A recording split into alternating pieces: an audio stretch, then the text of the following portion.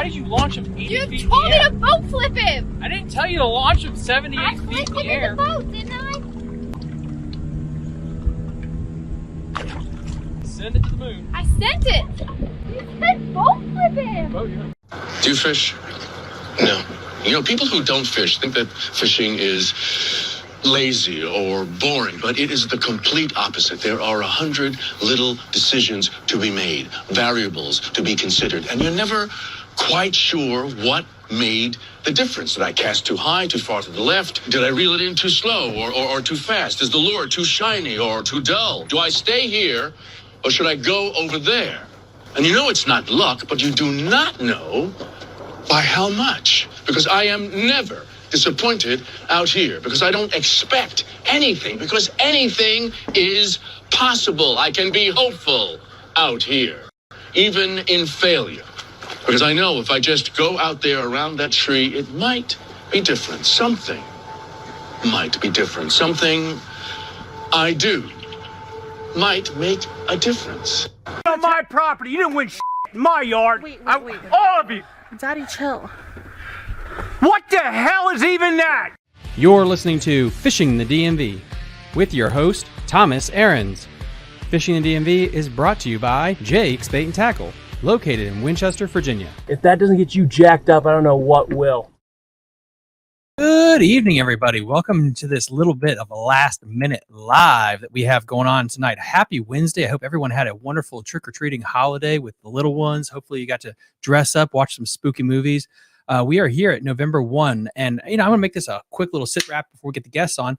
We're here to talk about not only the NVKBA, which is the Northern Virginia Kayak Bass Association's season with Mr. Mike Ortega, but we're also going to be talking about the Virginia Angler Kayak Elite season with Joe. He had an episode that busted. I think it has over like 1,500 downloads talking about the snakehead tournaments that he puts on, the almost what would you call the bycatch product tournaments, which are a lot of fun. And both of them are going to be talking about a tournament that's coming up right now, the Heroes on the Water Benefit Tournament. That is going to be a statewide Virginia online tournament.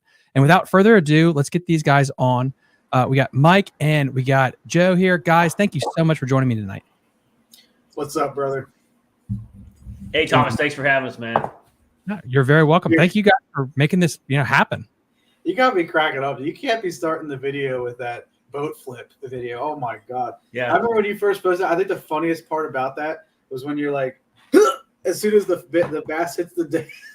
Dude, it hit. I thought I was like literally like if like right now I should be a skeleton sitting here. That's how freaking funny that is. That's so classic. Original content, man. You're killing it, brother. Yeah, thank you so much. I really appreciate it.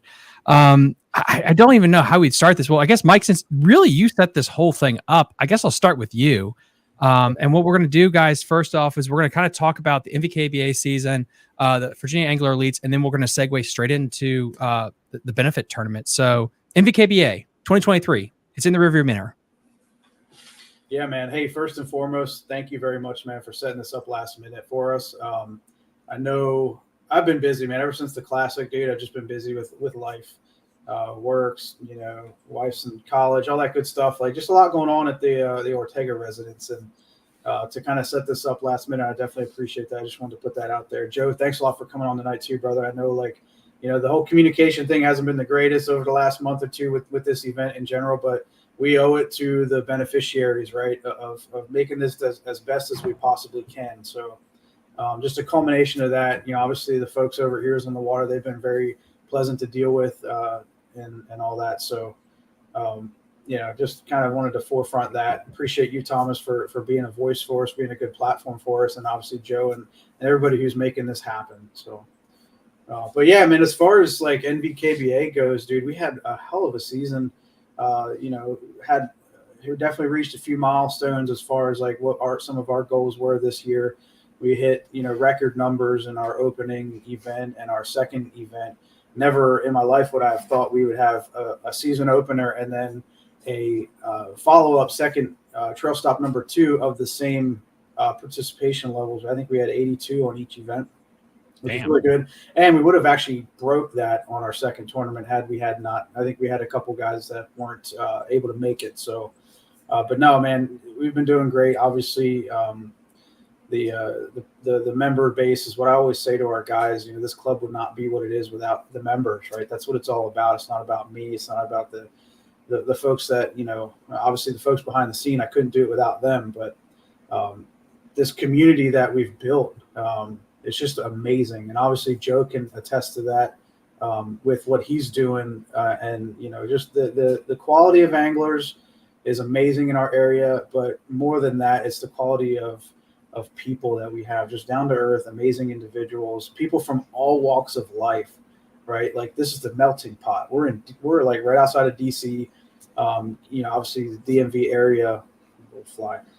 It's just vast in the amount of different types of people that you meet in life, and to all be able to come together and have that camaraderie, with fishing and our love for kayak fishing, and just the outdoors in general has been outstanding. And just to see the club where it's at now, very, very happy, very pleased. Obviously, the work is never done. We always have room to improve. But yeah, no, very, very pleased with how this year went. And I owe it to the people around me and, you know, folks like yourself, Thomas, for helping be a platform for this. Joe, all your help throughout the season. It's been great. One thing I absolutely adore about your scheduling was the Battle of Five Lakes tournaments. It is so unique and ingenious to throw a different monkey wrench into it where you can pick your lake. If you don't want to waste gas, you have little kids at home, but you still want to get out, you can go to a lake that's like 5 minutes down the road. You don't. Exactly. I think it's brilliant. Where did you come up with that, and how did people receive it? Well, yeah, I don't know. I don't know when that. I think that was sort of like from day one. That was just sort of something that we knew, right? Like we knew that it was going to be part of who we are. I mean, that's who we are as kayak anglers. We take advantage of whatever we can when it comes to waterways because we have the ability to. We have the ability to spread out. We have the ability to not use a boat ramp. We have the ability to get into very shallow water, just remote places that you wouldn't think to take a bass boat or even some John boats. Granted, kayaks are not getting smaller. the amount of stuff that we have the ability to bring, but you see a lot more guys now running second kayaks and bare bones rigs and things like that to be able to take advantage of these type of scenarios. And that's something that we want to continue to embrace as a culture, right? Like we are all about using a kayak as it was intended. Yes, it's great to have forward-facing sonar. It's great to have 3 horsepower motors on the back. But as a club, I never want to forget where we came from as a community, as kayak anglers. I don't want to forget our roots, and that's something that I intend to keep in NVKBA and to allow anglers to explore.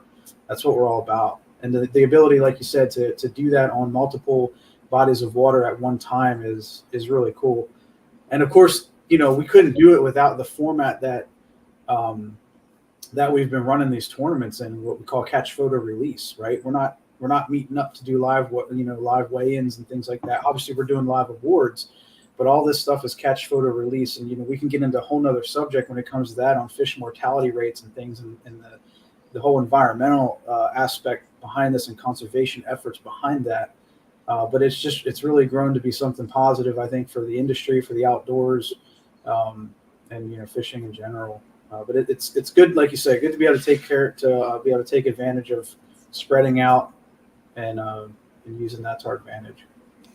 Was the Lake Anna Championship, did you decide to go there because of how Lake Frederick was received? Or it just feels like such a contrast to be like, okay, this place has got 6 fish, so now let's go next year to Lake Anna?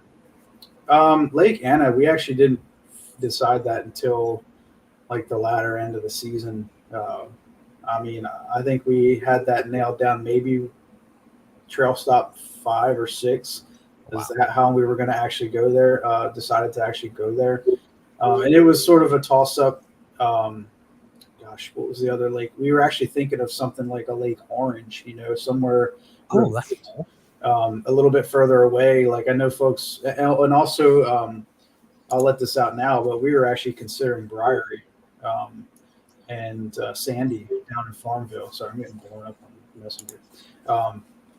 Just to try something different, right? Like we did that with Lake Frederick. We threw in called an audible with Lake Frederick because nobody had been there, and it was one of those DWR lakes that hadn't been fishable in a tournament setting over the years. So we thought it would be cool.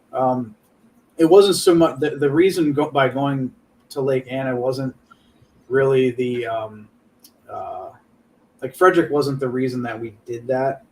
Like, obviously, like it was tough fishing up at Frederick, but Lake Anna, it's one of those places that is always going to be on the schedule. We kind of are looking at that now as, I guess, kind of our home lake, right? Like, obviously, we have the Potomac River, but the Potomac River, tidal Potomac River, is even sometimes difficult. Obviously, it's difficult to fish a lot, like all year, but the amount of places that we can go as a club all at one time to have everybody on the same body of water is getting limited just by the sheer size of the club and the amount that it's grown.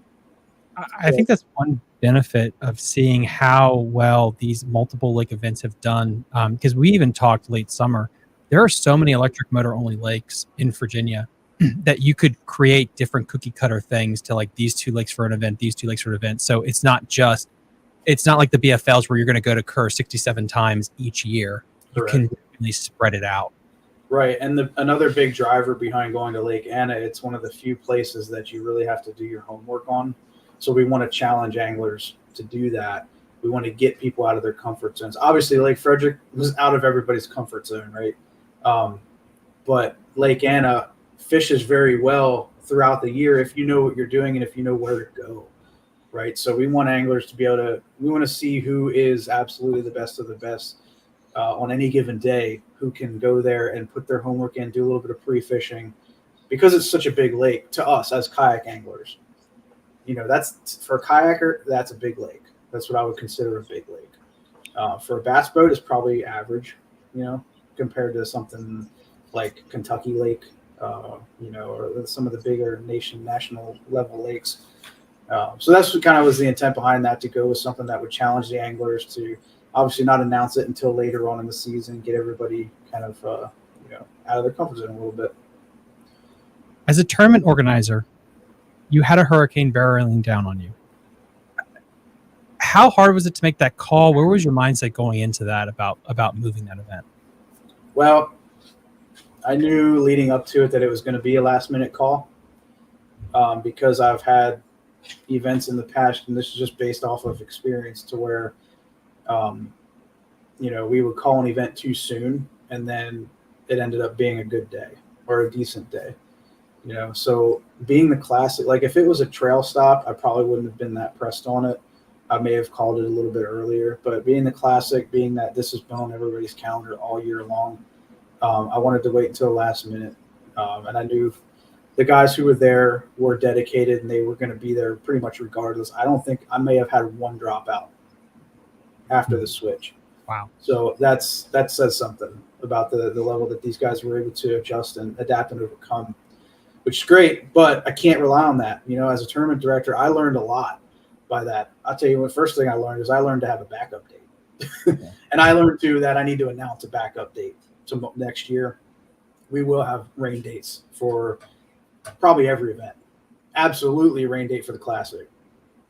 So, it's difficult to do that because a lot of time and effort gets put into these schedules because there's a lot going on around us. We have other clubs around us. We have our you know, obviously VKAE. We have Mid-Atlantic KBF based out of Maryland. There's you know, several other Virginia trails. We have VKT to the south. We have the Bass Cast series that runs down by Smith Mountain Lake. So there's a lot going on, and we have obviously the size of our club as it's getting bigger. More people are coming, which is great. And it's a good problem, but we want to make sure that we can still allow anglers to get the most fishing they possibly can and fish as many series as they want to fish throughout the year. I'm not about, you know, turning this into a monopoly. Like, this is not what it's about. We want folks to have opportunity. So really, guys, my last question before we're going to be moving it over to Joe, and then guys, link in the episode description everything we talked about today, including NVKBA and then, you know, Virginia Angler Kayak Elites, including the charity tournament we're going to be talking about. How do you work your schedule so it doesn't become stale? The one thing that we talk about on the boat guys side, and the biggest complaint I hear from the BFLs, is, you know, we're going to go to Kerr 2 to 3 times a year, and you're going to go to the James, and it's basically those places. And because you have such a plethora of places to pick from, do you have in your head about like a rotation kind of strategy you like to do for new events every year? Like, how does that work in your head? We so this was our 6th year. And again, I think a lot of where we go is dependent on how many people are fishing it. If I have 30 guys or gals that are going to fish it consistently throughout the year, we can spread out, you know, but the bigger we are, the more, like if we have a 80 to 100 angler turnout for the opener next year, you can pretty much bet we're going to Lake Anna because it has the most launches and the most opportunity. The Potomac River is good. That's another place where we can spread out, but really that's kind of where we kind of migrating to is the biggest body of water in our area. Again, we're Northern Virginia kayak bass anglers. We're not Virginia kayak bass anglers. I don't have the ability to travel all over the state all year long. So there's that, right? I'm trying to stay within a geographical region, and I'm trying not to do too much outside of that while catering to the number of people that want to come fish. So it's starting to become a little bit of a challenge. Again, growing pains, things that I'm trying to work through. But in order, back to your question about becoming stale, I think really what it boils down to is timing, right? Like, I'm not going to send somebody on the Shenandoah River in the middle of August when there's no water. Like, this year was ridiculous, man. Like, there's still no water in the freaking rivers around here. So I got to base off of that as well. So, as much as I say that I don't want it to be stale and I really want to move these events around, really it's Mother Nature that's going to call a lot of the stuff around here.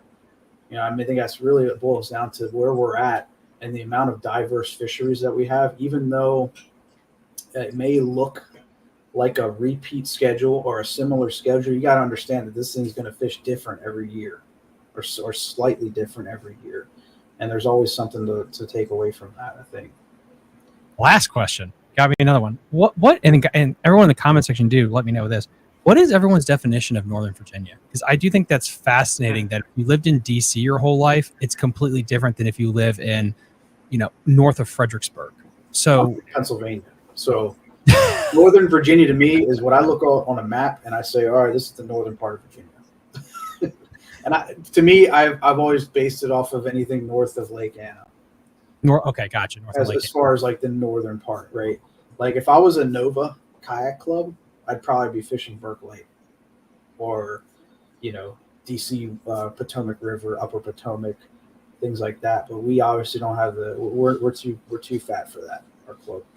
So we got to branch it out, still call it Northern Virginia, but literally like the northern part of Virginia. That's as a tournament director, that's how I see it. But Northern Virginia, you're going to ask me like as just Joe Schmo, I'd say like, I don't know, Fairfax County, Prince William County, maybe Stafford County, pretty much Stafford North. Gotcha. Yeah, it's always unique when you say Northern Virginia. And again, I don't think I've ever asked you this question about NVKBA. It's like, what is the definition of Northern Virginia? Because as Northern Virginia grows and Winchester becomes part of that hub that feeds DC, first off, that's insane how this thing is growing. There's a map somewhere about what is considered the DMV. Have you seen that, Joe? I'm not sure. I've seen it before, and it's like, I was just going to say, I've seen a map before. It's pretty far down, actually. Yeah. Surprisingly, it's like, I want to say it's down like by Spotsy or something like that. Or even, it's not like Dahlgren far, but it's definitely down there, like King George-ish, Yeah, and then like what Thomas is talking about, like how far west of I think 66 corridor. Yeah. Where is that Northern Virginia? When does it become not Northern Virginia anymore? I want to say there's something at work. Somebody was talking about it. I think that's where I heard about it. Something at work, like about how far like we can get on the pay scale or something like that, depending on what you make from the government. The government pay scale. Little area. Yeah, that's pretty much what you could go for. Government locality pay. Yeah, that whole crap. Hopefully both of you guys with your clubs, you've seen that people are willing to travel. And this is something I saw when I fished high school and college events. When you go down to the Carolinas and Alabama and you fish there, and they're like, well, how far do you have to travel? And for me, it's like 2 to 3 hours. And like, shit, I can walk to all 4 events at my place. Like, we're used to traveling. And so generally speaking, compared to other places in the country, we'll get up and go to a fishing event. Right. Now, Joe, your club concept is so freaking cool. And I think I mentioned this in your episode. I'm going to mention it again. I'm going to be covering next year all of his club winners and his Angler of the Year like I did this year. Because I just don't know how many clubs really glorify snakehead fishing like yours does. It's a very niche thing. It is. Yeah. No, absolutely. Before that, though, Thomas, thanks for everything you do. I know I've told you that before, but you bring a lot of information for what we do in our community and throughout the state, and from so many different fronts and so many different angles and topics. You just do a fantastic job. So thanks for what you do. And to Mike and NVKBA, obviously I'm a member of NVKBA, so I'm a little biased, but Yeah, one of the best bass clubs I think is on the East Coast is what Mike runs, and it shows through how many people participate in your club. And having hung out down there in Carolinas with some of those clubs, Mike knows I was down with the border Battle of the Border. Oh, they do a clubs great down job there. too. They Man. do a great job. They're very, very envious of NVKBA and the size that you've grown this to and the success. Well, I'll tell you what, man. I've always looked up to those guys too, and it's kind of the way I've tried to keep, and I still do. I keep that mentality. To me, it's still, what I started 6 years ago. Like, keep that mentality, and I think it's humbling. But if you stay down to earth with it, man, it'll flourish. I've learned that. Don't try to be more than what you are. Absolutely, yeah. Take it one day at a time. But like I was saying, the clubs around us, man, is like I still to this day, I don't care how big NVKBA is, I'm going to look up to every one of them because they were here before us. Like Mid-Atlantic KBF, man, the Josh Evans, Matt Campbell, those guys that had that going. That was the first club I fished in this area, and it was awesome. And and then of course Casey Reed with VKBC down south. Before I think he turned that over or stopped doing it there for a little while, but. Just these guys that have been there before us, and I'll never forget them, and I'm always going to be grateful for them, and I continue to this day to look up to them, man. CKA, what Hank Vijan has done with that club, man, is phenomenal. They run a quality series. Everything I strive to be. They have some awesome materials, great banners, stuff like that, dude. That's what it's all about. Just embracing it and really making it awesome. Yeah, absolutely. Yeah, it's that's the way I see it. We owe a lot to Mike. So yeah, thanks for all you did for us, Mike. We wouldn't. I owe you, wouldn't be a brother, club. man. But you guys are, like I said, are what make it, dude. And I really wish that I hope that VKAE embraces all the benefits that we have here. I'm so glad that you're right here with us, man. Yeah, we appreciate you. But Joe. yeah, Thomas, what you're asking, the format and what we thought about as far as the snakehead thing, you said it best and dubbed it the best, as we're all kind of tribal. It's a whole different breed of people that chase snakehead and very determined that it's just snakehead that we want to chase. And so kind of filling the void for those guys to have a place to go that's not just a Facebook page, I think is how I kind of envisioned it. And putting a club together based off of the format that the bass clubs have already kind of proven were working. So that's what we did, and it seems to be working. Now, your club doesn't have brand of Northern Virginia. You are Virginia. And when we're talking about chasing dragons, have you thought about venturing out into the Eastern Shore areas, some of these like legendary places for snakeheads for a one-off event? Because when you think snakeheads, it is definitely narrows it down to certain areas of geographically. That's right. No, absolutely. Yeah. And I'll tell you, within the first probably couple months of VKAE being kind of established and put out there in social media, all of those smaller kind of areas where there are these smaller clubs that they call themselves clubs, I guess, and they're fishing tournaments and hosting tournaments. A lot of them are bait and tackle, either small companies or maybe even some of them on the Eastern Shore where actual stores were holding tournaments. A lot of them have reached out to us and said, hey, we like what you're doing. We like, how you've kind of organized and professionalized some of it. Again, I don't think we invented anything new. We just did something that was already happening. We just did it for multi-species. And so, yeah, we've had a lot of that contact and communication with other clubs, and we might try to tie down some type of, team tournaments and traveling to different areas. But I think our first year and our idea was to do something for Virginia because of the Potomac, ecosystem of having snakehead, and now the Rappahannock's predominantly producing pretty well. So fishing in those fisheries for snakehead are good for Virginians and in our area. Northern Virginians, I guess, is what you could call us, even though I can't stand going north Stafford. I'm telling you, that DMV area, that ring is going to keep growing and growing, though. Frederick will be considered north. Yeah, it's just going to keep widening out. What are your plans for the next season? I mean, did you think this year was success? Like, how would you gauge 2023 going into 2024? Yeah, I think we hit it on the head as far as what we were expecting. There were I didn't expect to have as many non-Virginians come and compete. We had I think 18 out of the 55 members that joined the club are from Maryland. We had several from New Jersey travel and fish our tournaments. We had a member join that was from Tennessee. I don't know if they fished us, but they did join and paid the fee and became a member.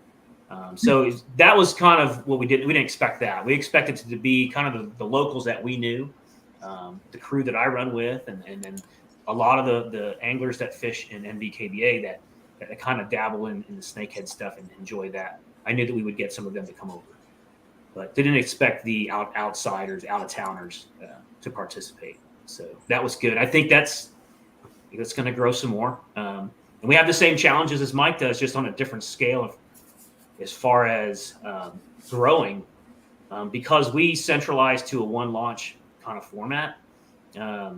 Which I love, by the way. Yeah, we do that because snakehead anglers are very particular about what information they want to give about where they're fishing. Mm-hmm. So by doing a same launch, same recovery format, I don't have to turn the GPS on the tournament management system. So they can fish wherever they want and they don't feel like they're being launched. Once we grow to a certain size and we have to use multiple launches, we're going to have to go to a GPS tracking so I can monitor and be fair for everyone that we're all fishing the correct waters and kind of look at that way. So that's just one of the challenges we're going to look at if we continue to grow. Because a lot of our launches that we have that we've researched so far and we've used can only handle so many at a time. So if we grow any more, that's going to be a challenge. We may have to change it up a little bit. But that's a good question. I'll state to both of you is growing pains. I mean, Joe, you're getting to this your first year. Mike, you're going to be hitting like 250 people here soon. So, I mean, I'm assuming you've thought of this almost existential crisis of like, is it too big? Can you get too big? And if that's the case, are you going to have to cap tournaments, some kind of like bracket series? That's definitely something that Joel and I have talked about. The whole capping, right? Like you look at Hobie BOS, I think they started out and they were capping at 200 anglers. And then I remember at one point, I think we had more anglers fishing our club than like a few of the national events, which is great. But again, like I need to be prepared for that day. It's not really, I don't think it's if it's going to come, it's when it's going to come. Do we cap it at 100?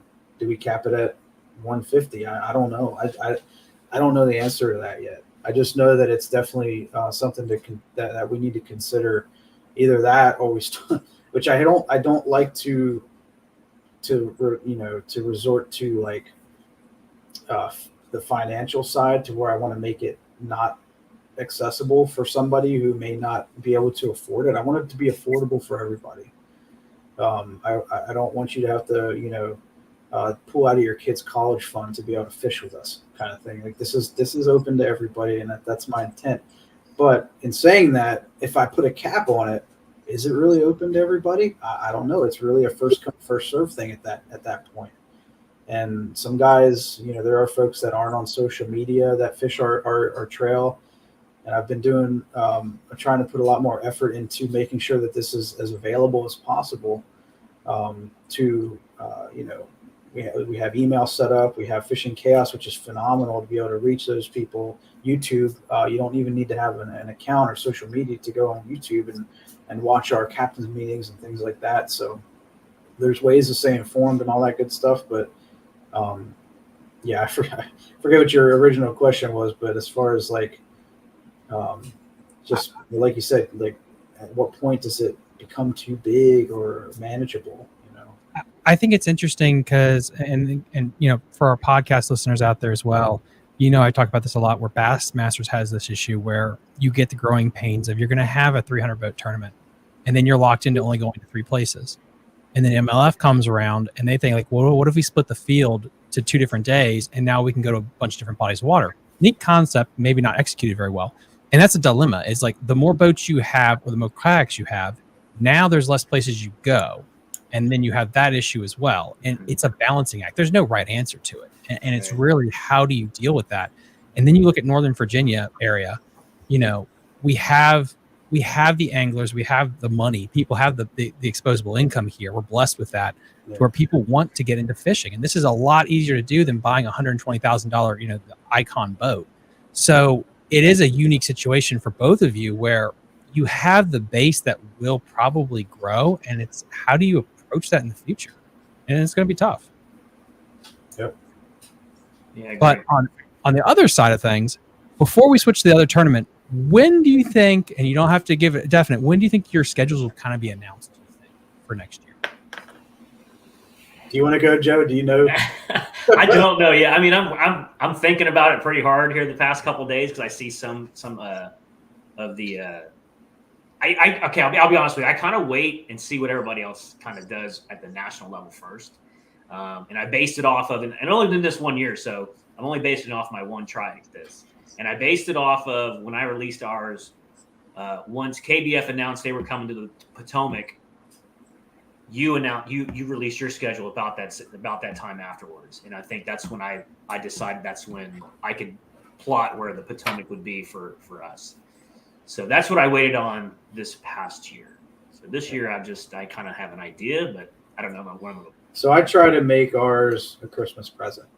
So that's sort of the kind of what we've been doing the last few years is trying to get it out, you know, around the holidays. Folks, it usually works pretty well for folks. It's kind of when everybody's in planning mode for the following year. I know some folks are already planning. They started planning weeks ago. But that it generally works for me and my family to, you know, because I got to be there too for this stuff. So I want to get it done early. I don't want to wait, because I'm also trying to work sponsor stuff too between now and then. So it's just a lot of moving parts right now, but that's sort of what we're aiming for. I don't know what KBF is planned for next year officially. I don't even know if they dropped their schedule. I have not looked or even checked, to be honest with you. It was my bad. But I don't think they have. You know, we're gonna obviously keep tabs on that. But in talking with Chad Hoover this year, I don't know that they're going to be coming back to the Potomac River, and that's all I know at this point.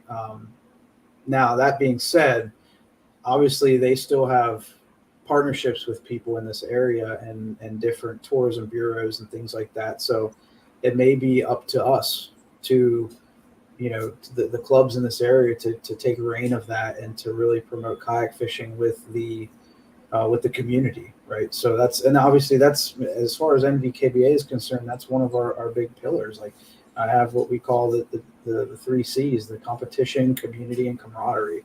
And that community piece, you know, I feel like we need to do a better job at that as NVKBA and as me as a tournament director. Something that I want to continue to not only grow the fishing community, but be involved in our local community, sending, you know, fish data to DWR, just being better at that kind of stuff. So that's kind of one of my biggest goals moving into 2024. Good deal.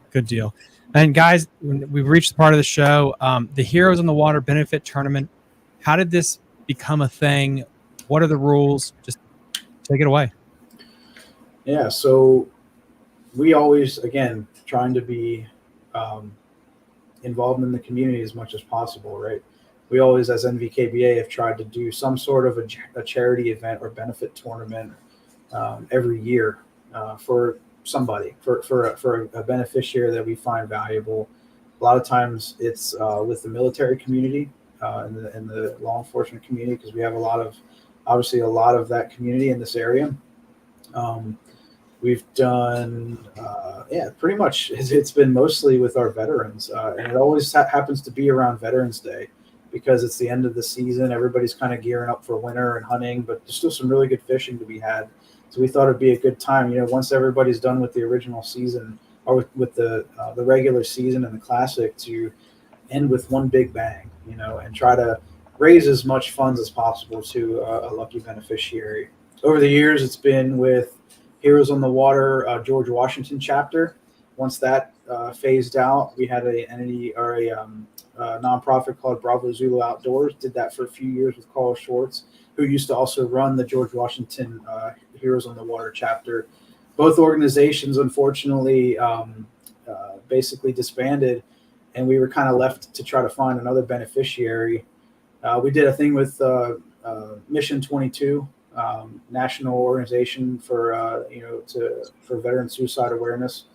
The 22 a day statistic. We felt we've donated to them. We've ran a tournament for them, and then this year a new Heroes on the Water chapter popped up. So now we have a new chapter in the area based out of Fredericksburg. Mr. Henry Larrick and Philip Liggins, both firefighters, right, Joe? Yeah. I want to say, is it King George? They fight fires. Yeah. So awesome dudes. And of course they have a lot of folks working with them as well. And they got a lot of good equipment now, but they still need more equipment. They still need more funds to be able to run the event. So basically, I'll give a real quick rundown on Heroes on the Water. It is an organization, a national level organization that takes wounded warriors, veterans, active duty members, law enforcement, first responders, and their families, right? This is a family thing. It's not just about the individual, but a family thing, because therapy involves everybody. It's a team effort.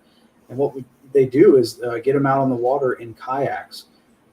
Fishing, if you'd like. You don't have to fish. Again, it's open and it's free to anybody who served or is currently serving, or is in the law enforcement first responder community. It gets them out and gets them on the water.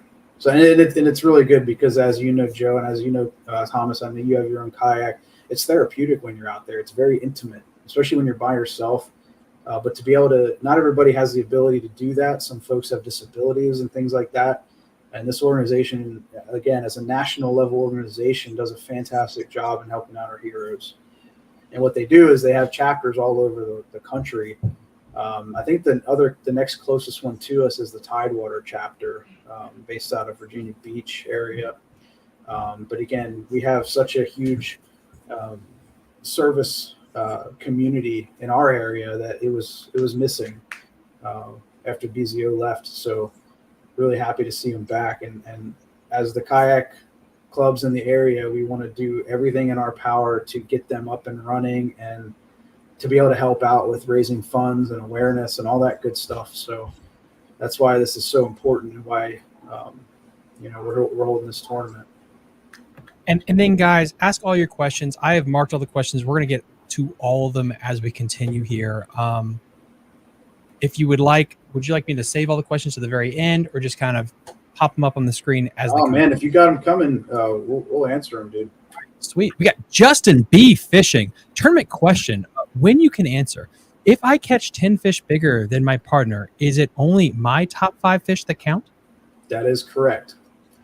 Each teammate can only catch up to 5 fish. So if you catch all 5, your partner's got to pull some weight. That's the format we went with. I think that's the same format we used last time we did this as well, and it worked out pretty good. Now, that said, you can, we want this to be a low pressure. This isn't a cutthroat, got to follow every single rule to the T kind of thing, like a normal trail series. And once you get there, everyone should have fun. If you're fishing with your significant other, if you're fishing with a child, help them out, man. Obviously don't measure your fish as their fish, but if they catch a fish and they need help measuring, throw them a board, help them measure, help them submit, all that good stuff. We want this to be fun, all right? This is not something that you need to stress about or go out there and share information, do all that stuff. We just want you to have a good time and support a great cause. Philip, is the line of sight rule still in effect, or can you fish separately? Line of sight as far as... So I think he's asking because they're teaming up. Oh, no, yeah, absolutely. That's you no. can fish. Yeah, you can definitely fish separately. We have, because what we're going to do is randomly pair folks. We're going to randomly pair folks who don't come to us with a team already. I have a few teams I got to put in the system tonight. Right now it says 0 teams in there, but don't worry, that'll be adjusted before the event starts. and you'll be randomly paired with somebody who from somewhere around the state who knows where they're going to fish. Could be to your benefit, especially if you are fishing Lake Frederick and you have somebody down on the Chick, right? I think you're going to do, still do pretty well. So for your team. So, that's definitely not a requirement. You don't have to fish with your partner. You can absolutely communicate with your partner, share information, all that good stuff. I think, guys, again, if you are fishing Frederick, Lee, I'm talking to you. You probably want to pair with somebody on the Chick. Just saying. That or start calling Casey Reed and see if he's got a partner yet. He's already got one, unfortunately. I bet he does. Yeah. I'm gonna have to. I got to put that team in there. I forget what the team name is, but yeah, throw me. If you know your partner, email me the names of the anglers on the team, and if you want to have a team name. Otherwise, I may give you a goofy name or something, but you'll be in the system and ready to go. It's gonna be a good time. I think right now, let me pull it up and hit refresh. We're 35 anglers already, so that's pretty good. That's more than last year. I think we had 20 or 25 last year. So, I mean, you do the math. What's 35? 35. What times? It's too late. Good Lord. 1400. Calculator.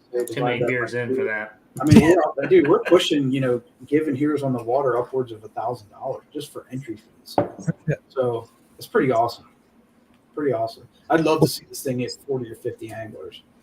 Well, here's a good segue question with that from Joshua Gray. Can we donate our money and win in the raffle? I'm unable to fish the 2-week stretch.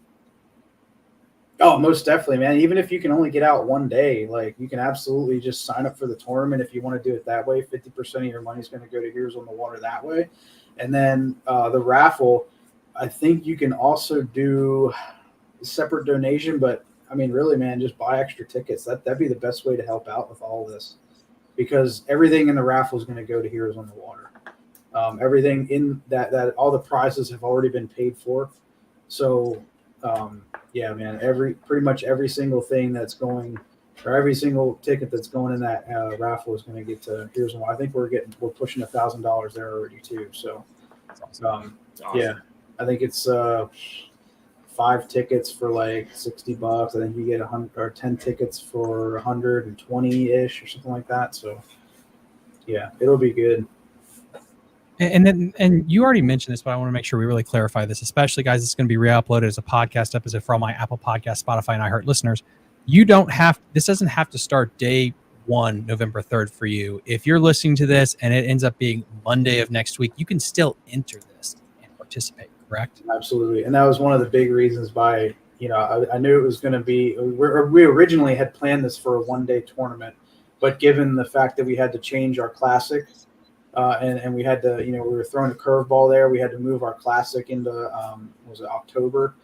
It just kind of threw everything off. And I didn't want to, for lack of better words, half-ass this tournament. I wanted to get this as big as possible. I guarantee if we would have had a 1-day event, we probably would have had maybe 15, 20 guys show up, which is great. Obviously, we appreciate anything, but the bigger we can make this, the better. We have folks coming up, fishing this from Virginia Beach, fishing this from down south. So this is probably going to be the format from here on out, just to make it as big as possible. Because again, it's about raising funds for a good cause, and whatever we got to do to maximize that, we're going to do it. But what you were saying about the time frames, right? You don't have to fish. Obviously, if I had 2+ weeks to fish, that'd be amazing.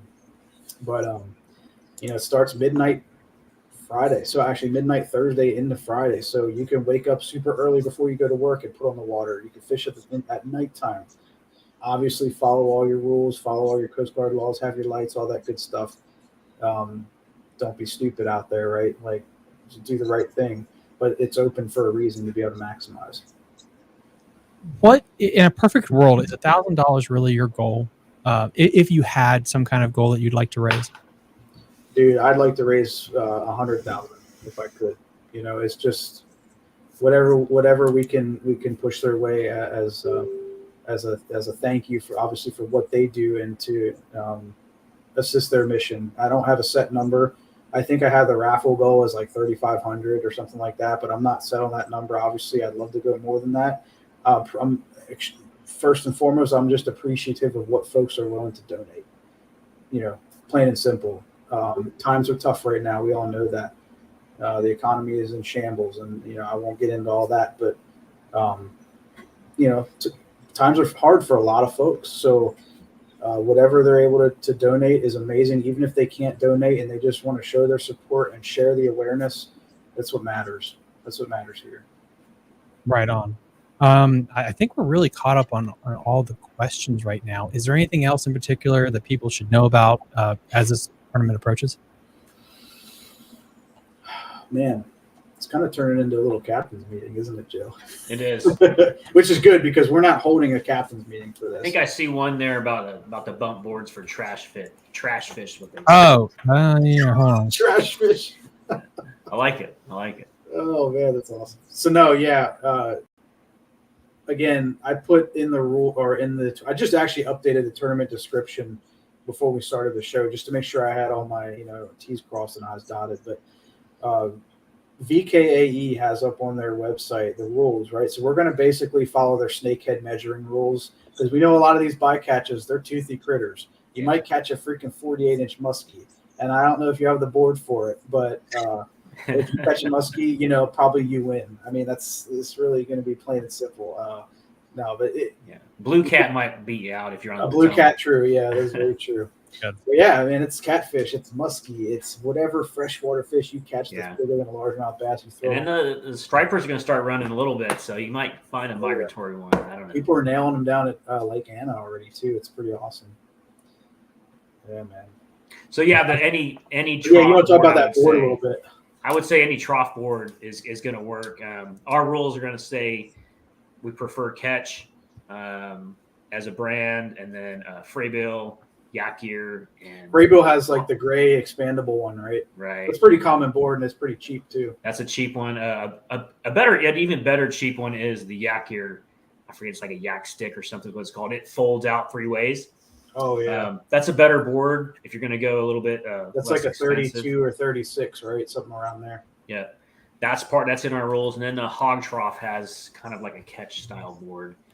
But those are the 4 boards we use. But as long as it's a trough board, I don't think we're going to get too picky. You can't use rulers. You can't use carpenter's measuring tape, rulers, something like that. No leg tattoos. Right? Yeah, no. So will there be, I know with the NVKBA events that you generally like to have some kind of get together after the event, even with some of the 5 lakes tournaments that you put on. Will there be something like that, or is this going to be completely online, even at the award ceremony? You know what? I would love to have something. Only issue with having something is obviously the amount of folks that are spread out.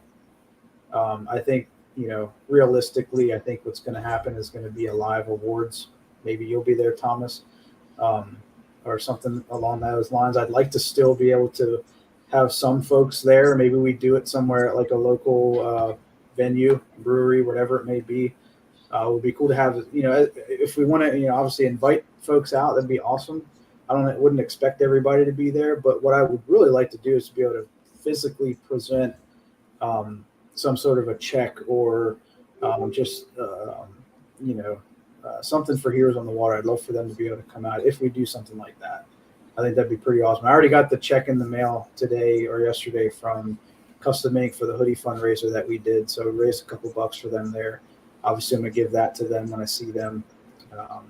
Or I may have to actually cash that one and then donate it separately because I think it's in NVKBA's name. But either way, we'll do something like that. I'd really like to do something, pending everyone's availability. But if folks can't meet up for whatever reason, we'll absolutely do it live, and go that route and mail everything out to folks. Obviously, there's raffles, right? Big kayak, RVR Bonafide 117 or whatever. I don't remember the size. It's just shy of 12 feet. That one we're going to have to coordinate pickup for, but there's going to be good photo ops there and stuff like that. So big shout out to the Hardman team. They're the ones who are donating that prize and a few of the other prizes for this raffle. Great real estate company up in Fairfax. So if you're in the market for a house, let me know and I'll hook you up with some great folks at the Hardman team. A lot of other great sponsors too for this tournament. Yeah, Ben got my NVKBA sweatshirt this afternoon. They are sweet. And this is anecdotal. When we did the we had our Halloween costume party get together at Jake's, and we had a guy come in that was from NVKBA, and he found out about you guys. And he said, like, yeah, I'm a teacher, and I can't, I wanted to get into fishing. I want to get into tournament fishing to scratch that itch, and I'm so glad I found you guys. And that's the thing about, I think, kayak fishing in particular. As bass loses their mind and it becomes, $300,000 to get into boat side of stuff, like kayaking is still in that nice threshold area where you can be married and actually do this. And I think you guys are really set up in the right area. And if you really want to get into tournament fishing, you don't need to get, a Torpedo and have 4 graphs yet. You can get the guy that won two years ago now. I mean, he was paddling all over the place and he won AOY. So you can still be competitive with a more basic rig. So please get out there and try to enjoy this sport. Yeah, I'm gonna scroll through here to make sure I didn't miss anything. I'm sorry. Hey, also, those that are thinking about getting into the tournament or have already signed up and you didn't sign up for the side pot, do that. VKAE threw down $100 on top. So yep, that was the other thing. It's just going to be free money right there. Go back in there and buy that ticket. So I think it's $10, right, Mike? Also got VA Boys Detailing, my buddy Jerry Andrade. This was the guy that who introduced me to Northern Virginia kayak fishing. When I first moved to the area back in 2016, he started up his own auto detailing business, and he's been doing awesome things. And we have set aside the Plan C, so it's basically a full-blown detail for your car or truck. More lucky winner's going to take that home. That's awesome. Yeah. But yeah, no, we have Bent Rod Fishing. They supplied an awesome prize box that's going to be raffled away. A bunch of cool Yak Attack goodies. Man, what else do I have on here? There's a bunch of stuff. Of course, I don't have it up when I need it. But yeah, just go check out the event page. Please support the sponsors that are. Oh, Rogue Gear. We're going to have a cool prize pack from Rogue, cool prize pack from Real Snot. And of course, Paddle VA, man, Appomattox River Company, hooking us up with good deals on all this equipment. So that's awesome. Yeah. Guys, closing thoughts for tonight. Joe, thank you, brother. I'm glad you're a part of it, man. And hopefully, as this thing grows every year, we can get the whole state involved. Obviously, we're here to support our Fredericksburg chapter, but if anything, it'll encourage other clubs to do the same for their local chapters. And clubs do it. They do a fantastic job of supporting their local chapters. So just keep it up, guys. I'm just really excited to see it keep growing.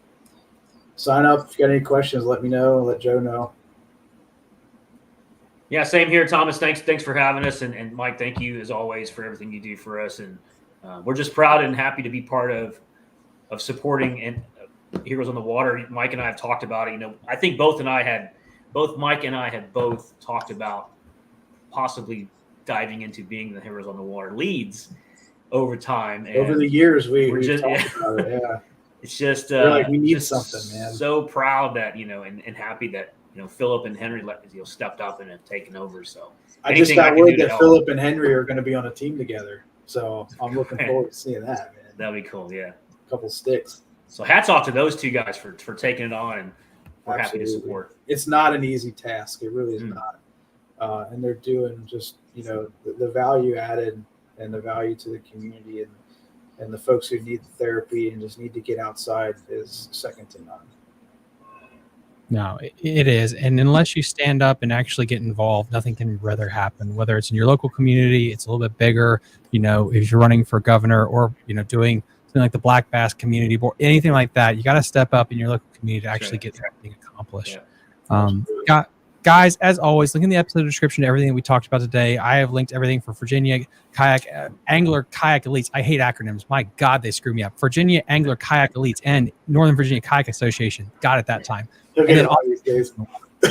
I talk for a living. I'm counting on you. You'll be all right. Good Lord. But anyway, guys. One more thing, Thomas. Thank you to all of our veterans out there. Happy birthday to the Marine Corps as well. Right. Amen. Guys, like and subscribe to the channel. Check us out on Patreon. We'll see you next time on Fishing the DMV. Bye. You're listening to Fishing